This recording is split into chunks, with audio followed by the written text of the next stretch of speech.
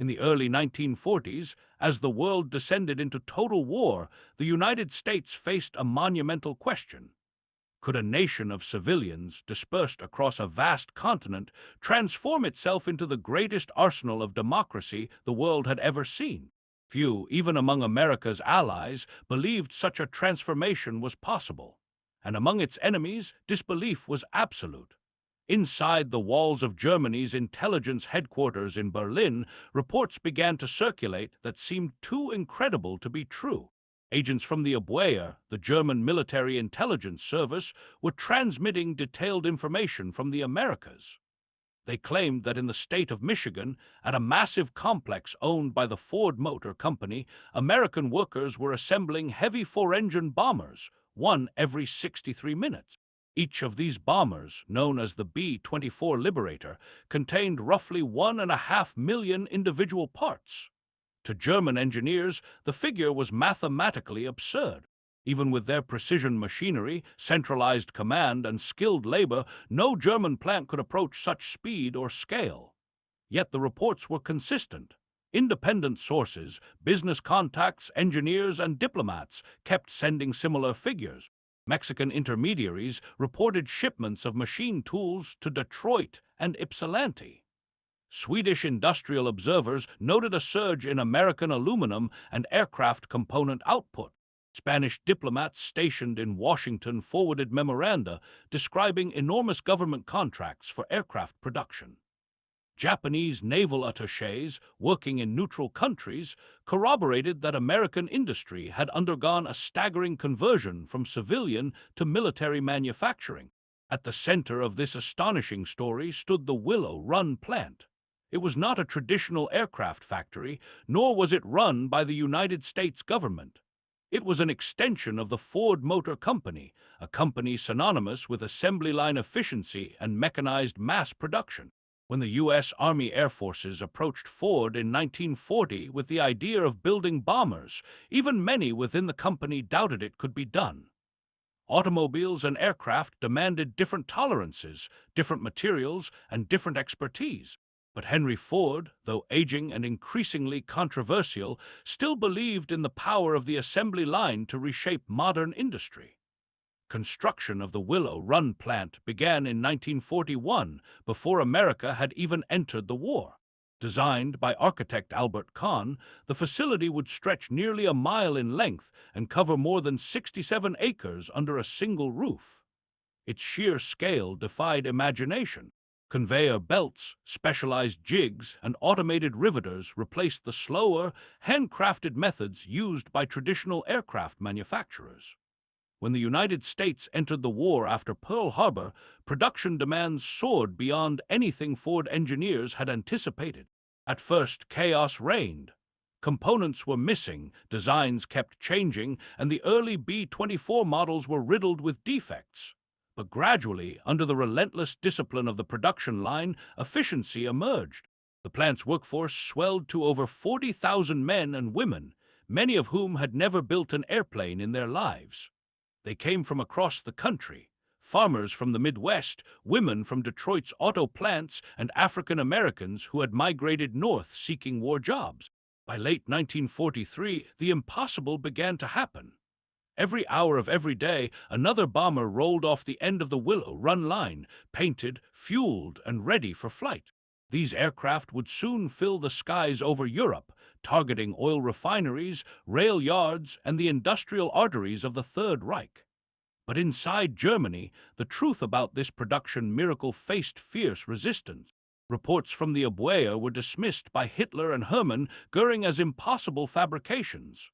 They believed the figures were psychological warfare, a trick designed to intimidate the Reich's leadership. Göring, head of the Luftwaffe, scoffed at the idea that mongrel nations, as he called them, could outproduce the disciplined German race. His confidence rested on an ideology that equated racial purity with industrial superiority. However, Admiral Wilhelm Canaris, the head of the Abwehr, was less certain. A veteran of the First World War and a man of pragmatic intelligence, Canaris had long harbored doubts about the Nazi regime's assumptions. He knew that American industry operated under different principles, decentralized, competitive, and fueled by innovation rather than obedience. When his agents began sending overlapping intelligence reports confirming Ford's production rates, he ordered his analysts to investigate further. By early 1943, 17 separate intelligence streams, drawn from neutral nations, trade networks, and technical observers, had all reported the same improbable conclusion. The United States was producing aircraft at a rate never before seen in human history. And yet, when Canaris presented this evidence to Hitler's high command, it was rejected out of hand. The Führer dismissed the reports as statistical lies and accused Canaris of defeatism. The consequences of this ideological blindness would prove catastrophic. To understand the magnitude of Willow Run's achievement, one must appreciate the complexity of the B-24 Liberator itself. The aircraft was among the most sophisticated machines of its time: 4 Pratt & Whitney engines, a 10-man crew, and a wingspan of over 110 feet. Its structure contained rivets, wiring, hydraulics, and weapon systems that had to be assembled with near-perfect precision. Traditionally, each bomber required tens of thousands of man-hours to complete. Ford's innovation was not in inventing new aircraft, but in inventing a new way to build them. Assembly line sections were divided into zones, each responsible for specific subassemblies: fuselage, wing, tail, and interior systems. Components were manufactured elsewhere in the plant, transported by automated conveyors, and attached with rigorous timing. Every minute of production was mapped and measured. When a defect occurred, engineers analyzed it as if diagnosing a mechanical failure in the process itself, not merely a human mistake. The plant functioned like a living organism. Trains entered one end carrying raw aluminum, steel, and rubber. At the other, gleaming bombers emerged, each a testament to the precision of mass production. It was industrial choreography on a scale the world had never witnessed. Outside observers were stunned. In 1944, when the U.S. War Department allowed journalists to visit the site, reporters described it as a city within a city. Workers lived in hastily built housing near the plant, entire bus fleets operated on constant loops, and cafeterias fed thousands in shifts around the clock. For women workers, nicknamed Rosies, it was a new kind of battlefield, where the weapons of victory were wrenches and rivet guns. German intelligence agents, many operating through neutral embassies, tried desperately to confirm the production numbers. A network of Operators contacts in South America sent coded messages about American factory shipments and steel allocations. In Stockholm, Swedish engineers with connections to the ball bearing industry reported that American machinery orders had skyrocketed. Spanish intermediaries, still officially neutral but sympathetic to Germany, transmitted detailed blueprints of new American assembly tools. All pointed to one conclusion: the United States had achieved full industrial mobilization. Still, inside the Reich Chancellery, disbelief reigned supreme. The Nazi regime's worldview could not accommodate the idea that democratic capitalism, powered by the cooperation of men and women of every background, could outperform the centralized, authoritarian state. For Hitler, the American system represented chaos, not order. In his mind, it was impossible that a nation run by businessmen and Jews, as his propaganda described it, could outbuild the meticulously planned economy of the Third Reich. But mathematics was indifferent to ideology. By 1944, the Willow Run plant had reached peak production, completing as many as 650 bombers per month. The total output by the end of the war would reach 8,685 aircraft. Each one carried with it the labor of thousands of individuals: engineers, welders, secretaries, and supply clerks, coordinated with mechanical precision. From the perspective of German intelligence, this was not simply a production figure. It was a revelation of the future of warfare. If industrial capacity determined victory, then America's output ensured Germany's defeat. Some within the Operators began to grasp this grim reality.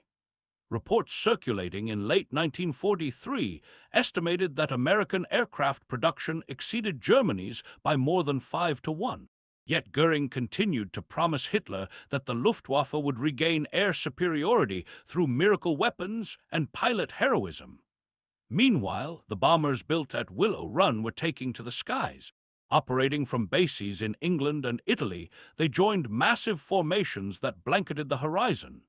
They targeted oil refineries at Ploiesti, the submarine pens at Kiel, and the factories at Hamburg.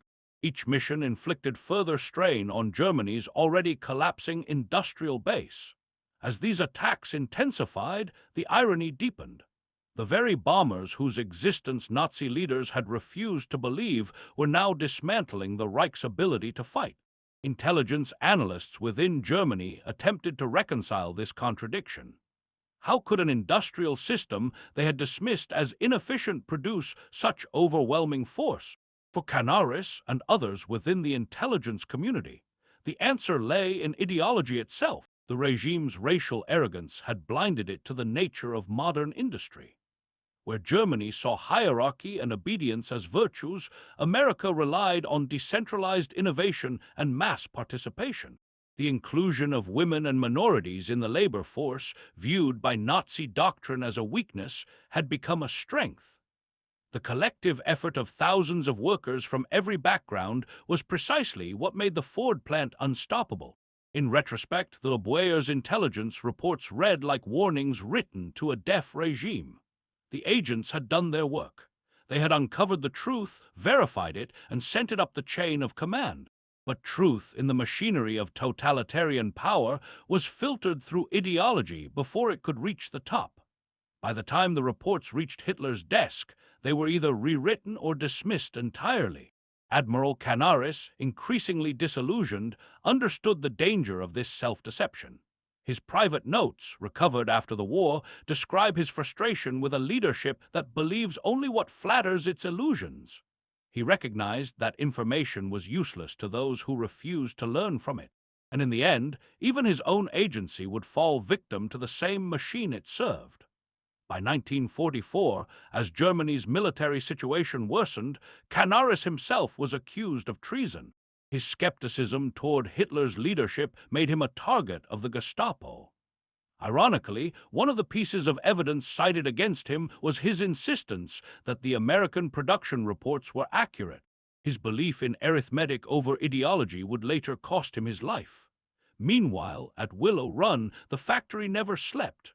Night and day, the sound of hammers, rivet guns, and assembly line clatter echoed across the vast hangar.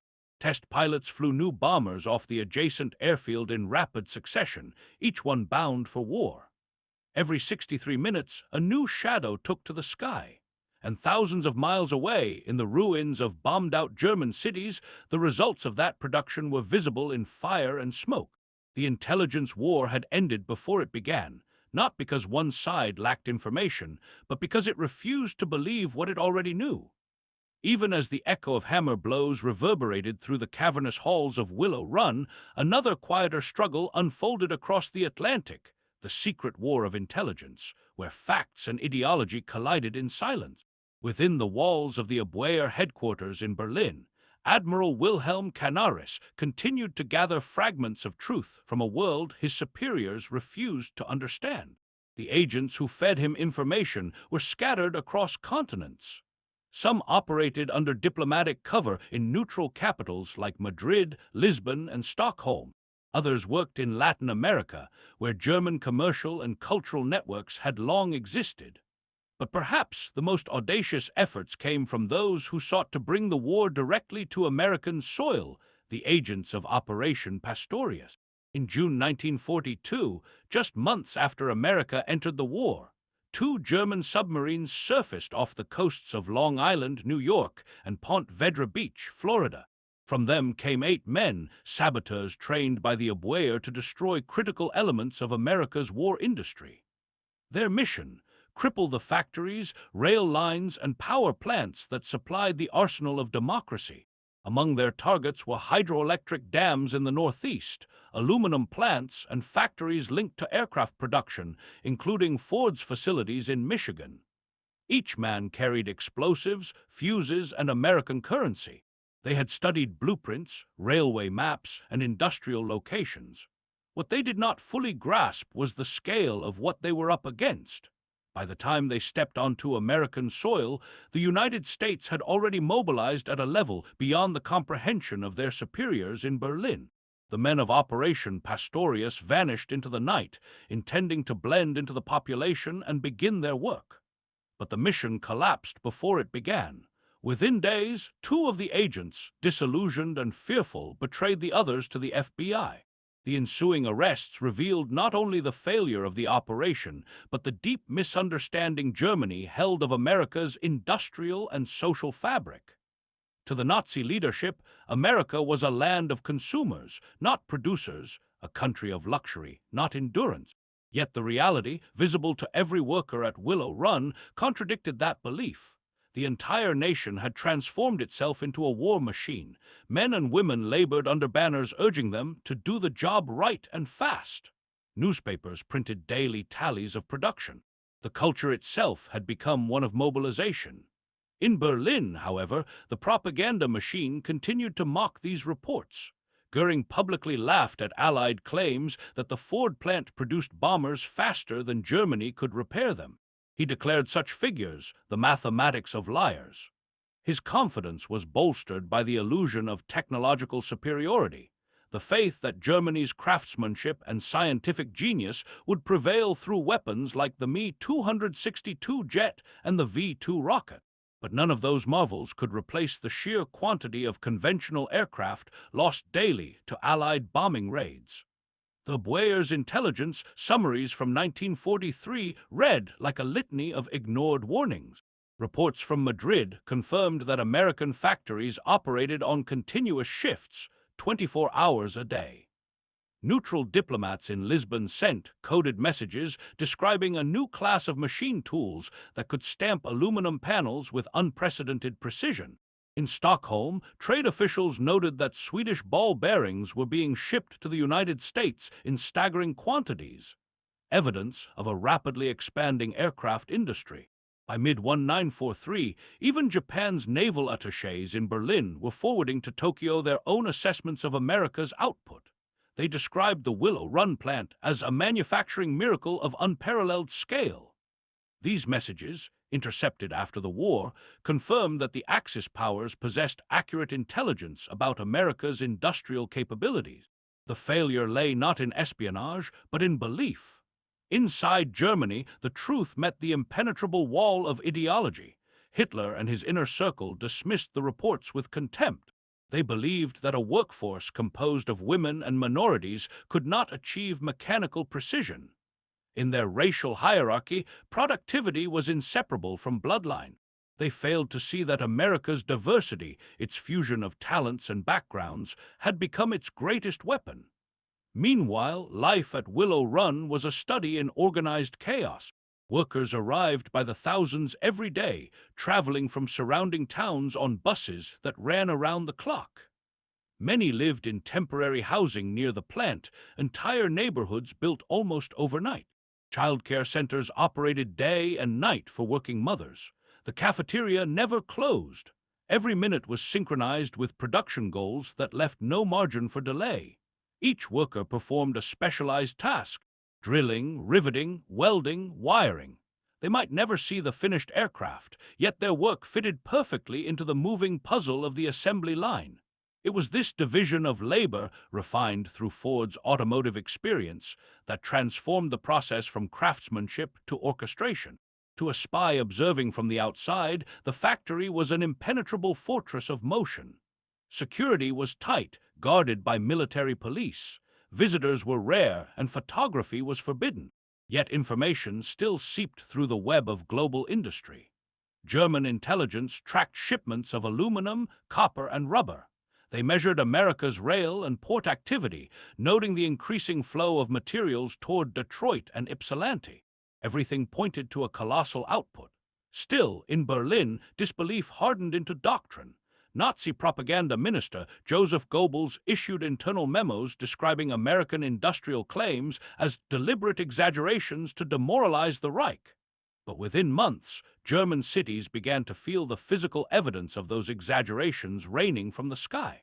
The number of bombers in Allied formations doubled, then tripled.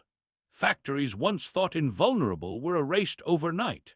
The irony was stark. The very bombers the Nazi leadership denied were possible had become the instrument of their destruction. Admiral Canaris, by then increasingly alienated from the regime he served, viewed these events with a mixture of vindication and despair. His personal diaries, later recovered by Allied investigators, record his deep frustration with Hitler's willful blindness. "We know the enemy's strength," he wrote, "but we cannot persuade those who worship their own lies." Canaris's understanding of industrial warfare was rooted not in ideology but in observation. He had studied the lessons of World War I, where material superiority had ultimately overwhelmed German strategy. He knew that numbers, not rhetoric, determined the outcome of modern conflict. But within the Nazi hierarchy, reason had been replaced by faith, faith in the myth of German invincibility, faith in the superiority of will over arithmetic. The agents who risked their lives to gather accurate intelligence paid a terrible price for this delusion. Many of them were dismissed, reassigned, or executed as defeatists. Some disappeared into concentration camps. The machinery of paranoia devoured its own informants. By late 1944, the Abwehr itself was dismantled, its functions absorbed by the SS and the Sicherheitsdienst. As the war turned against Germany, the contrast between fact and belief grew unbearable. In American factories, production continued at full speed. New variations of the B-24 rolled off the lines, improved, refined, and standardized. Workers learned to perform tasks by instinct, muscle memory, shaped by repetition and purpose. To them, each bomber represented not just machinery but momentum, a collective defiance of tyranny through productivity. Photographs from the period show endless rows of B-24s stretching into the distance, wings gleaming under the factory lights. Each one carried a name stenciled on its fuselage: the Pregnant Swan, Thunderbird, Flak Magnet. The individuality of these names stood in striking contrast to the uniformity of Nazi production. Where German factories centralized under state command, American industry thrived on competition and creativity. By the time the Allies invaded Normandy in June 1944, American air superiority was absolute. The Luftwaffe, once the pride of Goering's ambitions, had been reduced to a shadow of its former self.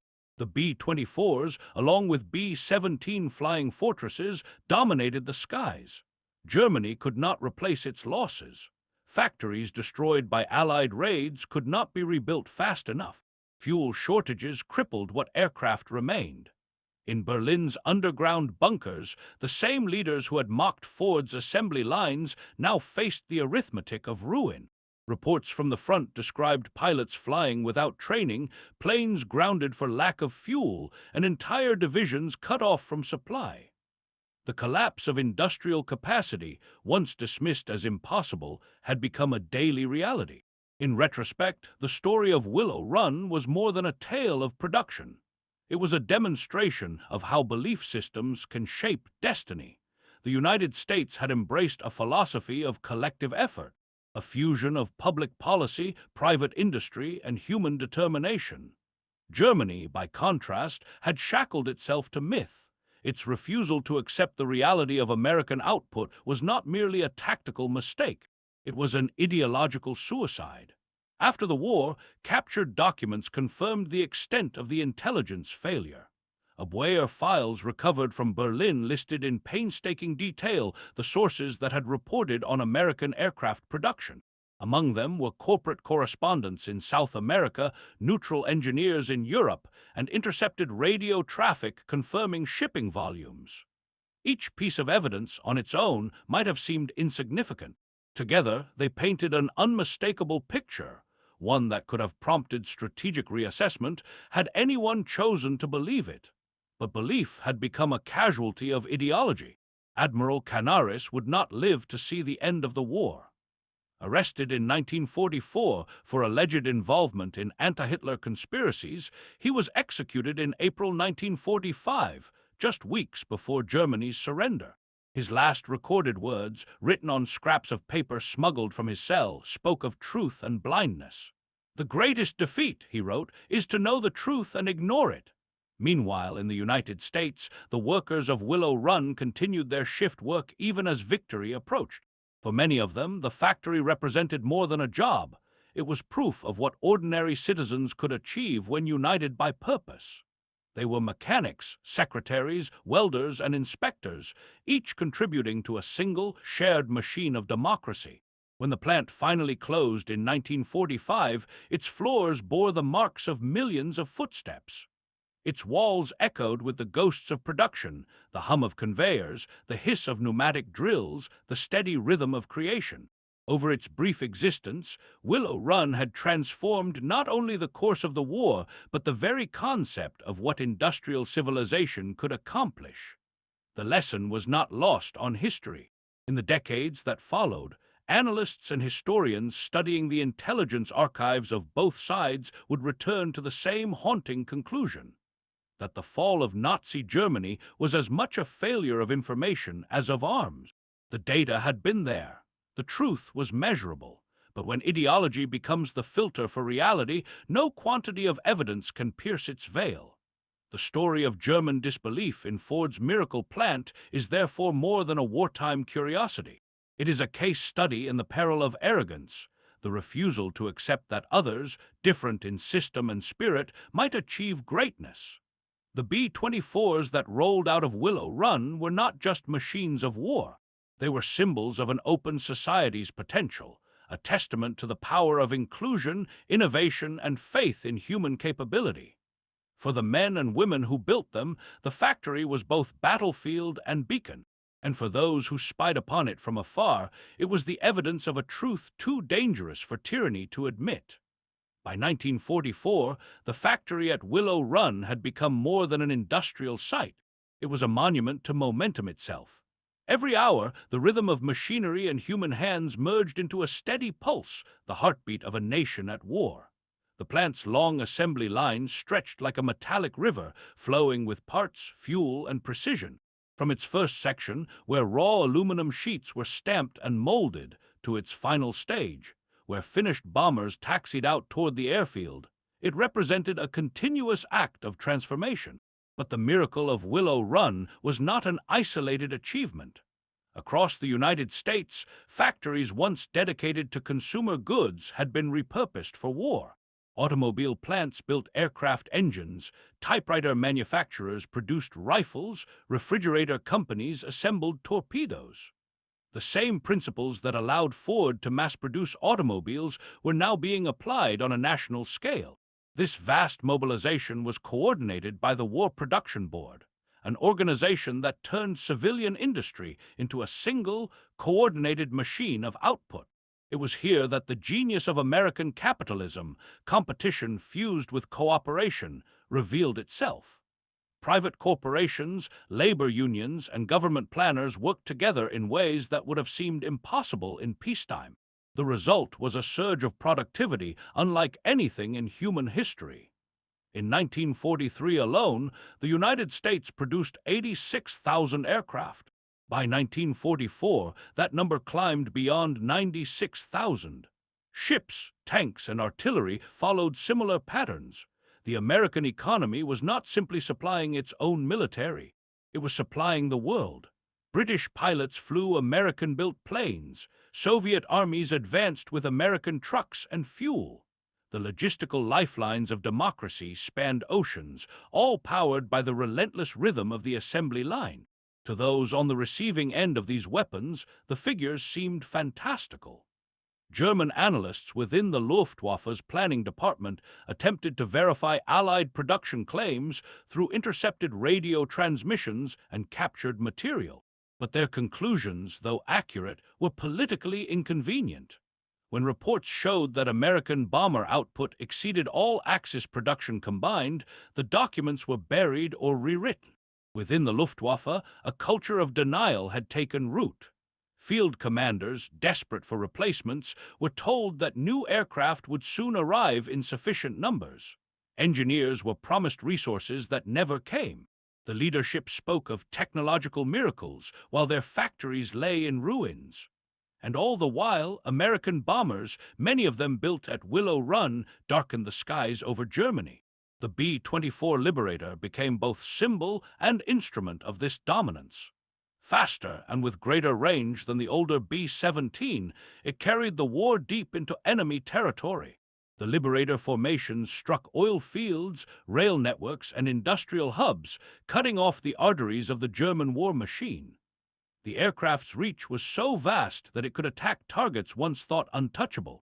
Among those who analyzed the bombers, origins were captured German engineers, who later testified at Nuremberg and in post-war interrogations.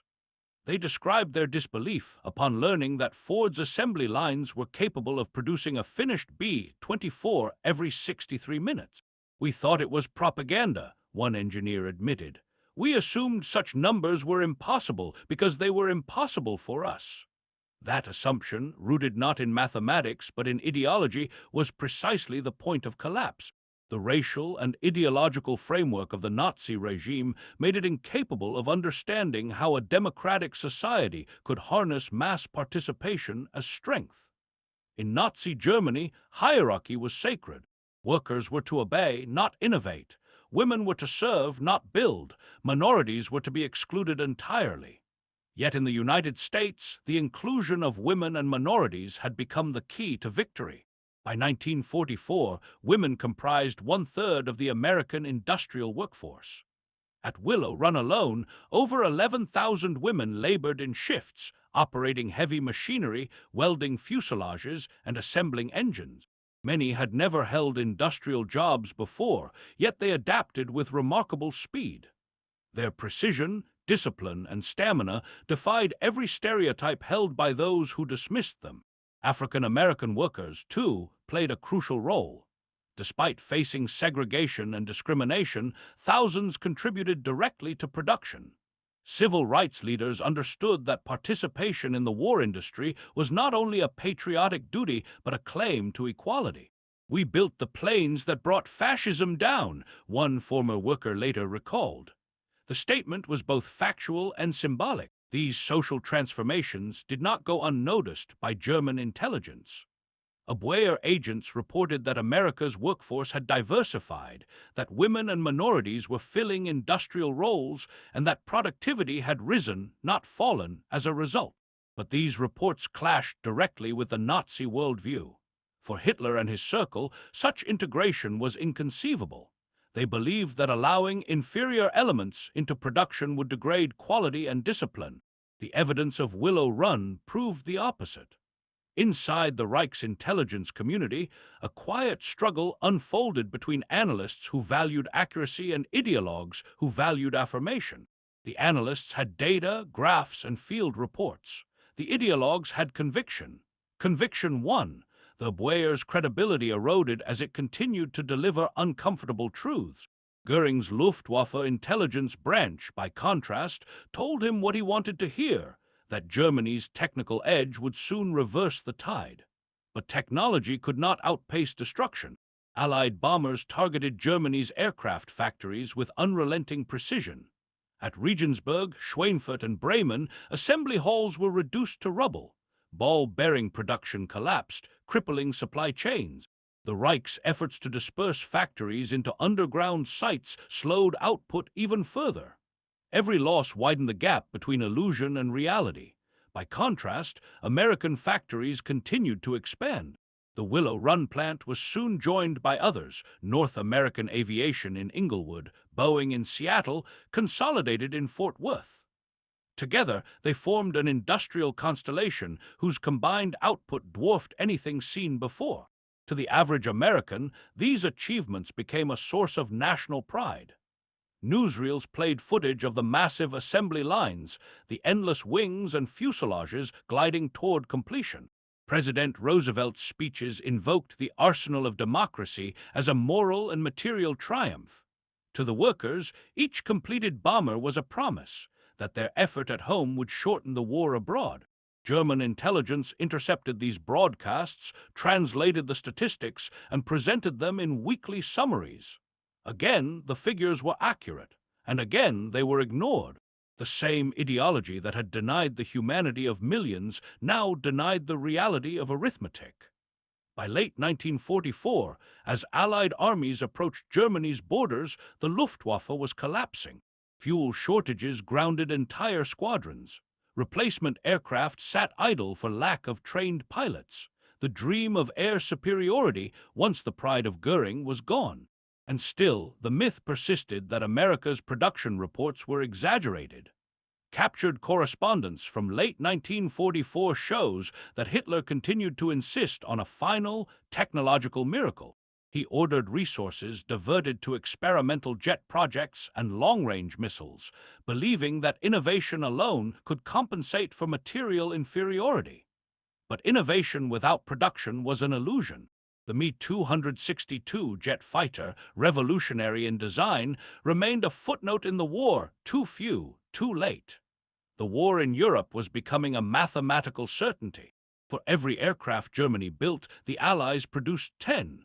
For every factory Germany rebuilt, 5 more were bombed. The equation required no ideology to solve. As the Allied bombing intensified, German civilians began to confront the reality their leaders denied. Entire cities vanished under waves of destruction.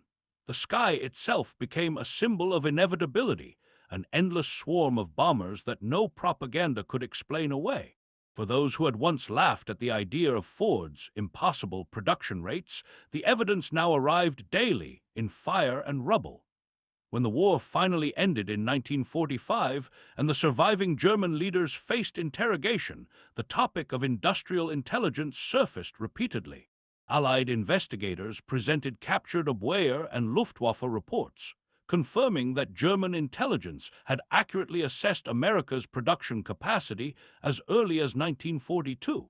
The data was there, clear, documented, and ignored. At Nuremberg, when asked how such accurate intelligence could have been dismissed, one former official replied simply, "We did not believe it." The tragedy of disbelief was not confined to wartime Germany. It was a warning for all nations. That arrogance can blind even the most advanced society to the reality before it. Willow Run's lesson, written in aluminum and sweat, was that power lies not in ideology but in adaptation. The ability to learn, to mobilize, to include, had triumphed over rigidity and exclusion. In post-war years, historians and economists would study the American wartime mobilization as a case study in efficiency. The lessons of Willow Run would influence industries far beyond aviation. Automation, logistics, and systems engineering all traced roots to that mile-long factory floor. The age of mass production had reached its apex there, and in doing so, it had reshaped the balance of global power.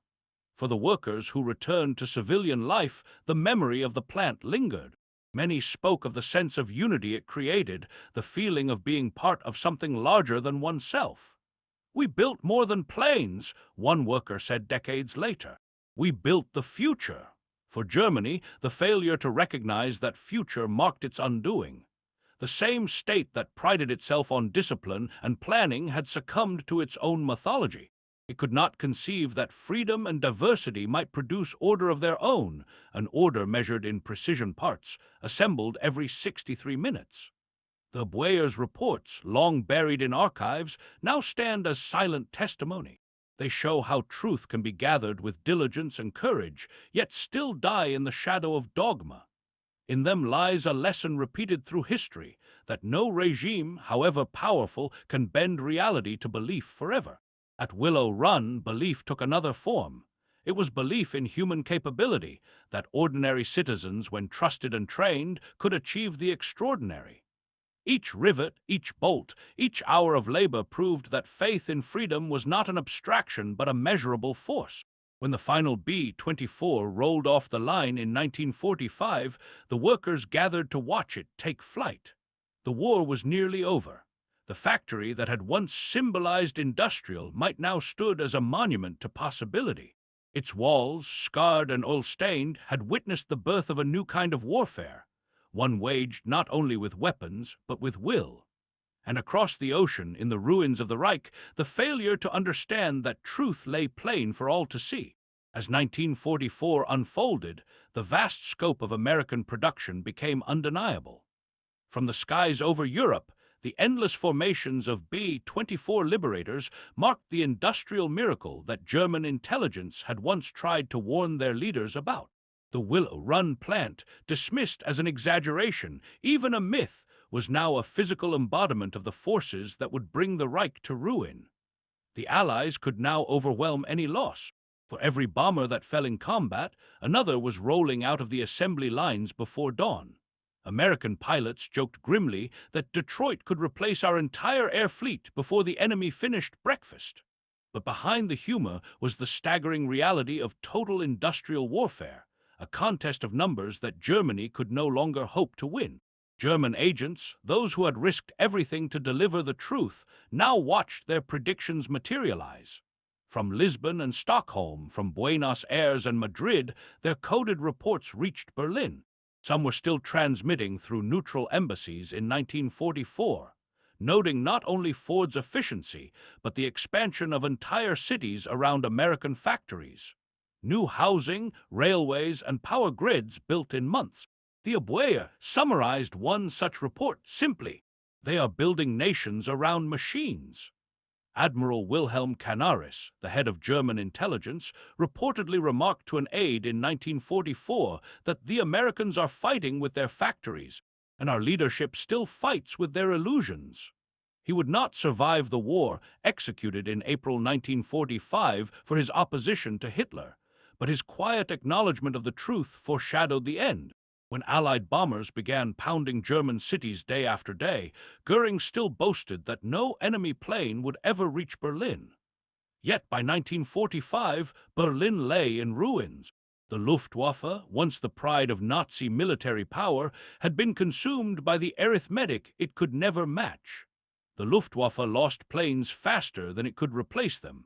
Pilots were sent to battle with a few hours of flight training. Meanwhile, in Michigan, Ford's women and men, riveters, machinists, and engineers were producing a bomber every hour. The contrast was absolute. In Germany, workers toiled under fear and punishment. In America, they worked for purpose, pay, and pride. At Willow Run, innovation became a moral act, proof that free people could outproduce those enslaved to ideology. Ford's engineers solved impossible problems: assembly line aircraft production, precision welding at massive scales, and standardized parts that could fit any bomber anywhere. By war's end, Willow Run had built 8,685 B-24 Liberators.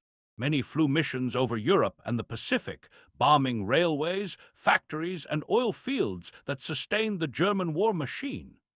Every single one of those aircraft was a message, a million-part rebuttal to the Nazi belief that diversity and democracy were weaknesses. Captured German documents after the war revealed the depth of disbelief within the Nazi high command. Intelligence summaries confirming American productivity had been annotated with contemptuous remarks in the margins. "Impossible. American workers are lazy." Another scrawled note read, "Negroes and women cannot build aircraft." It was a tragic monument to blindness, a regime so trapped in its own racial mythology that it could not process mathematical truth. The post-war trials at Nuremberg preserved fragments of that hubris. Allied prosecutors introduced captured Operation and industrial reports to show how the Nazi leadership ignored their own experts. Witnesses testified that Germany's failure to adapt was not due to lack of data, but to lack of humility. Ideology had blinded them to reason, even when reason might have saved them from ruin. When historians later studied the war, they realized that the victory of the Allies was not only fought on the beaches or in the skies, it was fought in the factories. The B-24 bomber became more than a machine. It became a symbol of what free societies could achieve when knowledge, innovation, and inclusion replaced fear and prejudice. Willow Run closed its bomber line in 1945, its hangars silent once more. But the legacy of its workers, men and women, black and white, engineers and janitors alike, echoed through history. The plant that had once seemed like a fantasy to Nazi intelligence had proven that modern war was no longer won by armies alone, but by the unity and imagination of a people. In the decades that followed, historians would call Willow Run the arsenal of democracy. Yet to those who built it, it was something simpler, proof that belief in possibility was stronger than belief in superiority. The workers who stepped into the Michigan dawn each morning knew they were not just building machines, they were building the future. The irony of history is that German intelligence had seen the truth most clearly, yet their own leaders refused to believe it. In the end, the Nazi Empire did not collapse merely because of military defeat.